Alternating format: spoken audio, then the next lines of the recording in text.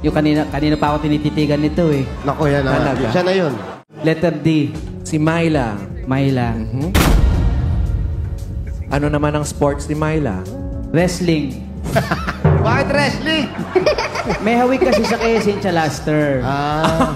Luma ng ano ba? Tapos ako pala. Nakaparting sa peligro, bata pa ako.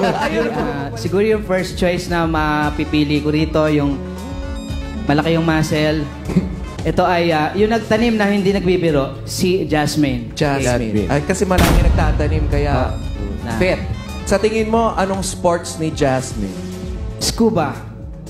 Kasi nakita ko yung body niya kung paano niyang yung Yung core niya? Yes, tsaka yung respiratory system. Nakita mo yun? Kasama sa Asian yung swimming, hindi yung underwater. Pangalawa na. Pangalawa. Sige, game. Si 100%, si Tin. Din. Si Tin. Pasok, Tin. Ano naman ang sa tingin mong sports ni Tin? Ano siya, meron siyang salon. Ano salon? Sports nga! Sports! Sport. Oo, SEA Games. Nag-compete sa SEA Games. Hindi, ano siya, nag-i-sports. May muscle din. May muscle din eh. If there's a news, there's a way. Sino yun? Si Jillian.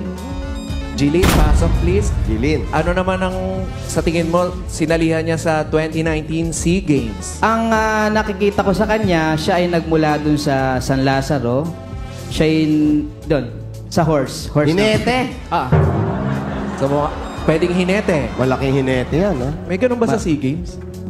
Meron. Meron. Karera. Equestrian, siguro sinasabi niya. Ano pa, bossing? Equestrian. Equestrian. Tama. Yan, naman. tama. Yun naman ang iniisip mo talaga, di ba? Hindi ko lang masyadong mahigpit yung sintas kasi. Siguro yung last one ko dito ay yung katapat ko, yung kanina pa ako tinititigan nito eh. Naku, yan na. Talaga? Siya na yun. Ito na yan. Letter D. Si Myla. Myla. Ano naman ang sports ni Myla? Wrestling. Bakit wrestling? May hawig kasi sa kay Cynthia Laster. Ah. Luma ng ano ba? Tapos ako pala. Nakaparting sa peligro, bata pa ako. Yun po ko pala.